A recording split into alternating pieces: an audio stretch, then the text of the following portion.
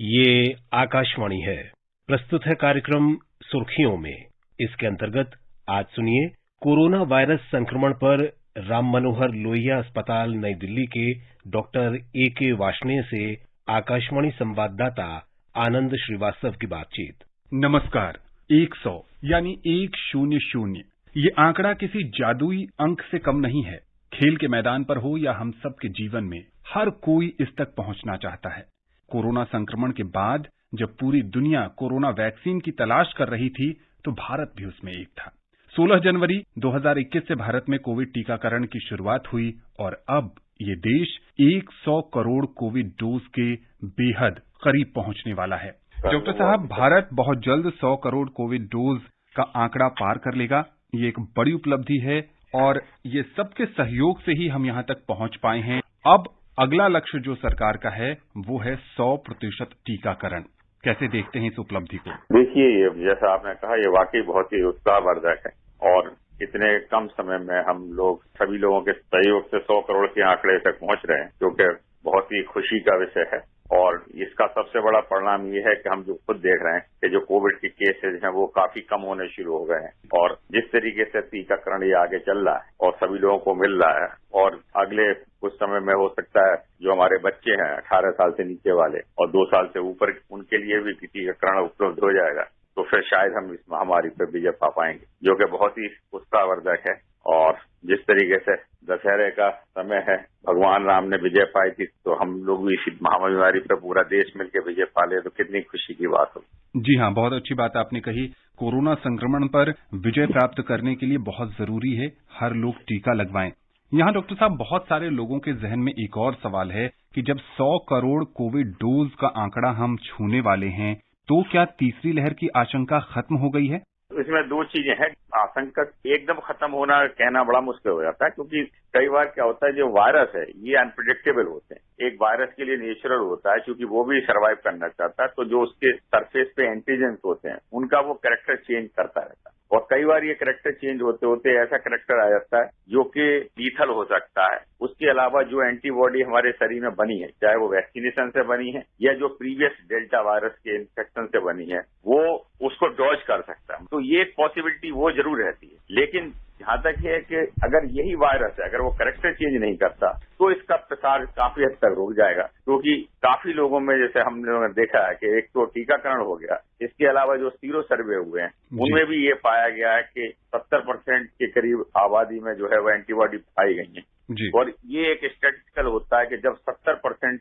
या 75% के करीब पॉपुलेशन में एंटीबॉडी बन जाती है तो कोई भी वायरस या उसका प्रसार रुक जाता है और महामारी कंट्रोल होने में आता है। फिर भी लापरवाही की जरूरत नहीं है। देखिए, जो प्रिकॉशंस हैं, क्योंकि अब ये त्योहार का मौसम है और त्योहार में लोग आगे एक दूसरे से मिलते हैं, तो जो कोविड एप्रोप्रिएट बिहेवियर है उसको नहीं छोड़ना है। अभी भी हर आदमी को मास्क पहनना बहुत जरूरी है, क्योंकि ये कंप्लेसेंट होना कि अब बीमारी कम हो गई है, केसेज नहीं आ रहे तो हम अपना मास्क उतार दें, वो सही नहीं है। और जितना पॉसिबल है हम अपने को कम से कम एक दूसरे के साथ मिलें, अगर जरूरत नहीं है तो ना मिलें, सामाजिक दूरी को बना के रखें। डॉक्टर वार्ष्णेय, अमेरिका में एक शोध हुआ और इस शोध में 88 लाख लोगों को शामिल किया गया और ये सभी के सभी दोनों डोज ले चुके वैक्सीन के थे लोग। इनमें ये देखा गया है कि इन लोगों ने सुरक्षित दूरी का पालन नहीं किया, मास्क लगाने में ही कोताही बरती और इनके शरीर में एंटीबॉडीज कम पाई गई, यानी संक्रमण का खतरा दोबारा बन गया, जिसे ब्रेक थ्रू इन्फेक्शन कहते हैं आपकी मेडिकल भाषा में। ऐसे में जब भारत में त्योहारों का मौसम है, भारत में भी कई हिस्सों में देखने को मिल रहा है कि लोग मास्क नहीं लगा रहे हैं। उनके जहन में ये बात बैठ गई है कि मैंने कोरोना की वैक्सीन की दोनों डोज ले ली है, अब मुझे खतरा नहीं है। ये एक नई मानसिकता है जो शायद आने वाले समय में संक्रमण को बढ़ा सकती है। क्या कहेंगे आप श्रोताओं से? बिल्कुल, देखिए, ये बिल्कुल गलत है तो, और ये नहीं होनी चाहिए, क्योंकि ये चिंता का विषय हो जाता होता है कि देखिए, जब भी कोविड की जो हमारी एंटीबॉडी बनती है शरीर में, अभी उसको ये कह पाना कि ये एंटीबॉडी कितने समय तक रहेंगी, क्योंकि कई जगह देखा गया कि जो नेचुरल इन्फेक्शन से एंटीबॉडी बनी वो 3 से 6 महीने में खत्म हो गई या बहुत कम हो गई। इसी तरीके से वैक्सीनेशन से भी जो एंटीबॉडी बाहर की रिपोर्टें आई हैं विदेशी वैक्सीन के, 6 महीने के बाद उनका एंटीबॉडी लेवल 50% से भी कम हो गया। तो इस तरीके से, क्योंकि ये वायरस नया है, लगातार स्टडी चल रही है, तो वैक्सीनेशन प्रोटेक्शन तो देता है, लेकिन ये मान के चले ना कि वो वैक्सीनेशन की एंटीबॉडी हमेशा उपलब्ध रहेंगी, उसी मात्रा में उपलब्ध रहेंगी, वो एक गलतफहमी हो सकती है।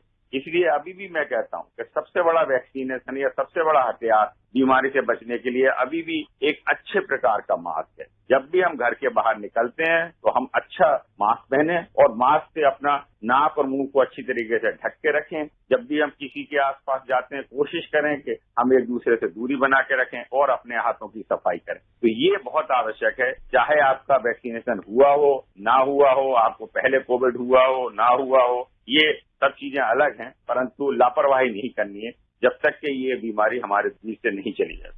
डॉक्टर साहब, एक बहुत ही व्यवहारिक प्रश्न है, बहुत लोगों के जहन में भी ये प्रश्न उठता है। जैसा आपने मास्क का जिक्र किया कि अच्छा मास्क, आजकल बाजार में डिजाइनर मास्क आ गए हैं, लेकिन क्या उनमें 3 लेयर की प्रोटेक्शन होती है? ऐसे में लोगों को आप क्या सुझाव देंगे कि फैशनेबल मास्क की तरफ जाएं या फिर सर्जिकल या N95 को ही चुनाव करें? ये बहुत ही अच्छा सवाल पूछा है, क्योंकि मास्क केवल देखिए सजावट की चीज नहीं है। जो सबसे अच्छे मास्क होते हैं N95, तो उसमें क्या है, जो डिजाइन उस तरीके से होती है कि वो 95% जो है वो वायरस के पार्टिकल को रोकने की क्षमता रखते हैं। लेकिन चूंकि वो महंगे होते हैं, हालांकि अब समय के साथ वो भी सस्ते हो गए हैं। फिर जो ट्रिपल लेयर सर्जिकल मास्क होते हैं वो लगभग जो है 70% के करीब हमारे प्रोटेक्शन देते हैं, जो कि अच्छे हैं। जो कॉटन के मास्क वो 50% से ज्यादा हमें प्रोटेक्शन नहीं देते, वो देखने में बड़े अच्छे लग सकते हैं। हालांकि ये जरूर है कॉटन के मास्क को भी अगर हम 3 लेयर बनाएं तो वो थोड़ा सा बेटर प्रोटेक्शन दे सकते हैं, लेकिन बेस्ट प्रोटेक्शन अभी भी आपको N95 मास्क देता है। हालांकि एक N99 मास्क भी आता है जो 99% रोकता है, परंतु वो साधारणतः उपलब्ध नहीं होती। जब भारत में वैक्सीनेशन की बात चल रही है, 16 जनवरी से ये कैंपेन शुरू हुआ, अब एक अभूतपूर्व उपलब्धि की तरफ देश आगे बढ़ रहा है, लेकिन अब भी आपके भी रोज जो आप मरीज देखते हैं ओपीडी में, वहां भी बहुत सारे ऐसे लोग आते होंगे और इस देश में अब भी करोड़ों में ऐसी तादाद है लोगों की जिनके मन में टीकाकरण को लेकर हिचक बरकरार है, जो अब भी ये सोचता है कि टीका लेने से मैं बीमार पड़ जाऊंगा, कुछ समय बाद हो सकता है मेरी मौत हो जाए या मेरे शरीर के कुछ अंग विशेष उतने प्रभावी न रहें जैसे अभी हैं। अब अगला लक्ष्य जब सरकार का है 100% टीकाकरण, तो ऐसे लोगों को टीकाकरण केंद्र तक कैसे लाया जाए?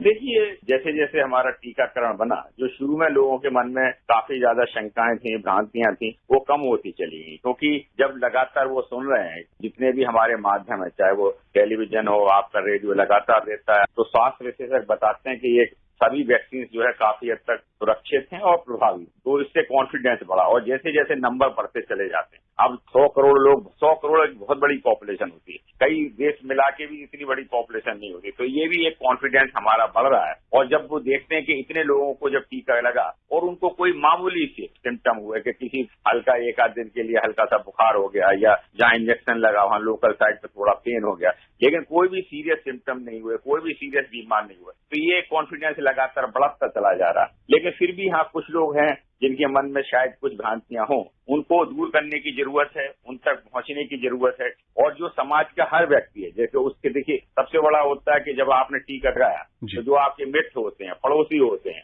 और साथ में काम करने वाले हैं, सबसे ये डिस्कस करे हर आदमी कि भाई आपने लगवा लिया नहीं लगवा लिया। अगर उसके मन में कोई भ्रांति है तो उनको प्रेरित करें, नहीं भाई मैंने लगवा लिया है, किसी तरीके का कोई नुकसान नहीं हुआ है। और फिर भी कोई अगर आपके मन में शंका है तो मैं आपको डॉक्टर्स के पास ले जा सकता हूँ, हेल्थ फैसिलिटी के पास ले सकता हूँ। तो ये हमें प्रोत्साहित करना पड़ेगा। कुछ लोग ये हैं कि किसी वजह से जो बहुत बड़े बुजुर्ग हैं या बीमार हैं और वो घर से नहीं आ सकते टीकाकरण केंद्र तक, वहां तक भी सरकार कुछ अपनी स्ट्रेटजी बना रही है जो उन लोगों तक पहुंचा जा सके, उनके घर तक पहुंचा जा सके और उन्हें वहां पर टीकाकरण किया जा सके। तो इस तरीके से ये कंबाइंड स्ट्रेटजी करने से भारत सरकार और हम सभी मिलकर उस लक्ष्य को प्राप्त कर पाएंगे। तो जैसा कि डॉक्टर साहब बता रहे हैं कि त्योहारों के इस मौसम में लापरवाही मत बरतिए, जहां भी जाइए कोविड नियमों का पालन करिए। यही तरीका है सुरक्षित रखने का, स्वस्थ रहने का, खुशहाल रहने का और संक्रमण से बचे रहने का। डॉक्टर वार्ष्णेय, आकाशवाणी के इस विशेष कार्यक्रम से जुड़ने के लिए और विशेषज्ञ राय साझा करने के लिए आपका बहुत बहुत शुक्रिया।